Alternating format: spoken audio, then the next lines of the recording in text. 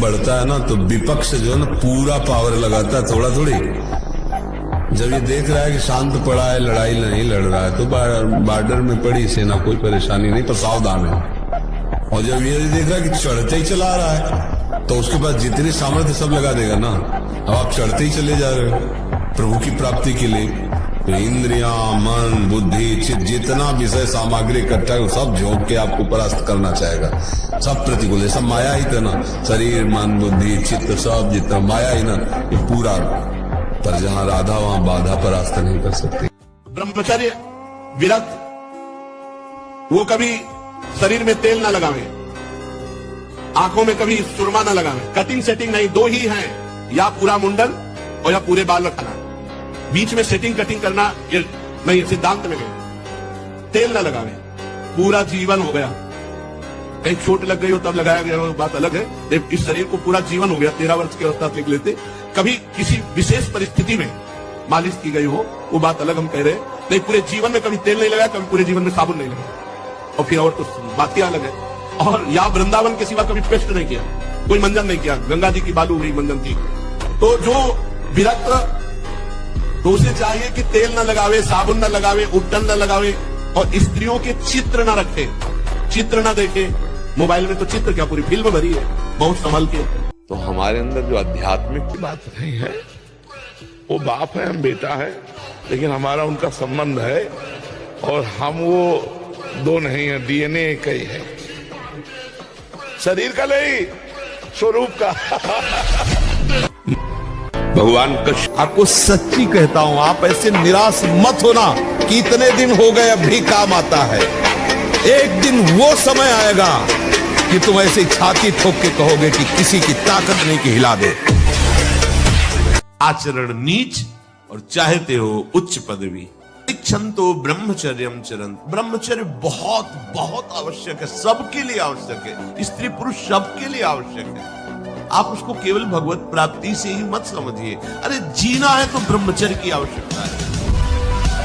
सामान्य मनुष्य की तो बात ही क्या है। ब्रह्मचर्य बहुत बड़ी हमारी निधि है। ब्रह्मचर्य संपूर्ण विद्याओं को प्रकाशित कर देता है। ब्रह्मचर्य समस्त वैभवों का स्वामी बना देता है। ब्रह्मचर्य समस्त दुर्भाग्य को मिटाकर सौभाग्य प्रदान करता है। ब्रह्मचर्य संपूर्ण उन्नति का बीज है।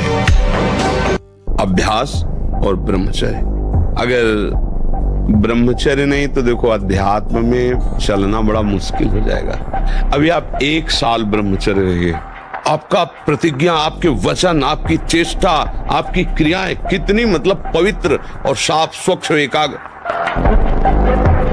गर्लफ्रेंड, बॉयफ्रेंड, कौन सा रिलेशन है? Live in relation. ये हमारे कहीं किसी भी धर्म ग्रंथ में लिखा हो तो आप बता दीजिए।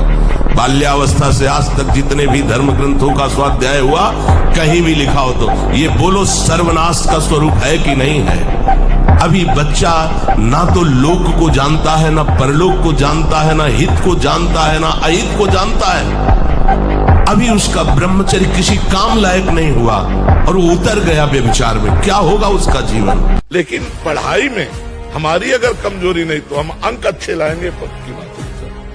तो उत्साह संपन्न बनो, निराश मत हो, ब्रह्मचर्य रहो, फिर पढ़ाई करो, आगे बढ़ो। मन को बता दे कोई वैज्ञानिक तो हमें बताना कि ये मन जा रहा है। केवल 5 भौतिक ढांचे का एक्सरे, सिटी स्कैन, अल्ट्रासाउंड। अब सूक्ष्म शरीर और कारण शरीर और उसका प्रकाशक जो वो तू है, कोई कण ऐसा नहीं जहाँ भगवान न हो। मान लिया और आराधना की तो मुक्त हो गए। यहाँ तर्क के द्वारा तुम अपने को नहीं जान सकते, अपने को जान लो तो हम तुम्हें बढ़िया वैज्ञानिक माने। तुम अपने को जैसे मानते हो ऐसे परमात्मा है, ये बात गुरु की मान लो और आराधना करो। भगवान दिखाई न दे तो मुझे बताना। अगर हमें दिखाई न देते तो बहुत जिद्दी स्वभाव के थे, हम पूरी सभा में यही कहते कि ये सब नाटक है। एक एक क्षण, एक एक पल वो हमारे साथ रहते हैं। कोई तुम्हें प्रमाणित नहीं कर सकता। आत्म स्वरूप को कोई भी यंत्र यहाँ से लेके अमेरिका तक कहीं भी कोई यंत्र बनाओ, हमें दिखा दो। आत्म स्वरूप की तो बात जाने दो। ये देखो बुद्धि, ये देखो मन, ये देखो चित्त, ये देखो अहंकार, ये सूक्ष्म शरीर है। नहीं तो हमारी एक केवल बात समझ लें, ब्रह्मचर्य छीन होने मत देना और कोई नशा मत करना। आपको सच्ची कहते हैं कि इतना ब्रह्मचर्य में ताकत है, देखो अपने आप ब्रह्मचर्य आपको पढ़ाई में न लगा दे तो बताना। अंडा मांस पाउडर डिब्बा में कौन कहता है ताकत है? ये हाथ खड़ा है, मैं चारों ओर घूम रहा हूँ कुंभ में, और कुंभ में लाखों करोड़ों अंडा मांस पाउडर डिब्बा खाने वाले आए होंगे, और मैं यहाँ से जब जाऊँगा, जब मुझे वो 30 मिनट छोड़िए आप 10 मिनट भी मेरे साथ लगा दे सभा पे, मैं आज से नहीं पिछले 25 सालों से खुला चैलेंज देता आ रहा हूँ। गौ माता गौमूत्र पीते, अरे क्या यार अंधभक्त है, चलो मैं मान लिया अंधभक्त हूँ, तुम्हारी माँ ने दूध पिलाया, हरा दो ना। बहुत धैर्य से समझना है। ब्रह्मा ने हर खोपड़ी बनाई ना, तो ब्रह्मा की खोपड़ी जिसने बनाई, ब्रह्मा की खोपड़ी भी जहां काम नहीं करती है तो हमारी खोपड़ी क्या काम करेगी? तुमसे जो गलती हो उसको होने दो, बस रोक लो, हस्त क्रिया मत करना। हस्त क्रिया मत तो समझ गए ना, हस्त मैथुन मत करना और नाम जप करो। और जो हो रहा है तुम बिल्कुल ऐसे समझो कि बाबा ने पूरा ठेका ले लिया, अब हमको कोई चिंता नहीं। आज से तुम देखना आपका परिवर्तन। पर कोई काम करो, 2-4 घंटे का काम करो, कोई भी काम करो। जिसको हम जानते हैं गलती है, वो हमसे पुनः इसलिए होती है कि मानते ऊपर से गलती है, हृदय से मानते कि इसमें सुख है। अंदर की बात है ये। ऊपर से हम कहते हैं अधर्म है, पाप है, गलत है, नहीं करूंगा, नहीं करना चाहिए। और अंदर से है कि सुख है, अब तुम्हें कोई नहीं रोक सकता। 1000 बार गलती मानो, फिर ऊपर 1000 के ऊपर चलेगी बात, वही होगा। जिस दिन आपके हृदय में ये बात आ गई कि देख लिया कहीं सुख नहीं, अब आज से मैं नियम लेता हूं अंदर से भगवान के बल पर, तो मैं ऐसी जगह नहीं जाऊंगा जहां भ्रष्ट हो जाऊं, ऐसे दृश्य नहीं देखूंगा जिससे मैं पतित हो जाऊं, ऐसा भोजन नहीं करूंगा, ऐसा संग नहीं करूंगा। ब्रह्मचर्य के बिना कोई भी किसी भी डिपार्टमेंट में वो आगे नहीं बढ़ सकता। चाहे गृहस्थ हो, चाहे वानप्रस्थ हो, चाहे सन्यासी हो, सबके लिए ब्रह्मचर्य अत्यंत आवश्यक है। ब्रह्मचर्य में जीवन परम पुरुषार्थ में अध्यात्म में जीवन है।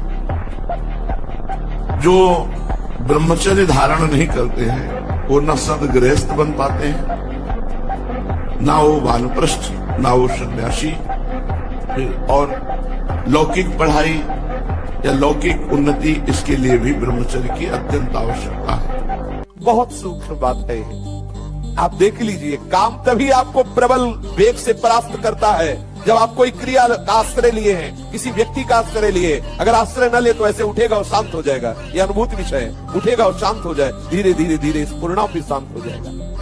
हम क्या करते हैं, कोई न कोई क्रिया, कोई न कोई दृश्य, कोई न कोई व्यक्ति, कोई न कोई शरीर आश्रय ऐसा लिए हुए हैं जिससे मन हमको विवश कर देता है, और वैसी चेष्टा उस व्यक्ति के पास पहुंचा देना, वैसा दर्शन, वैसी बात बनी।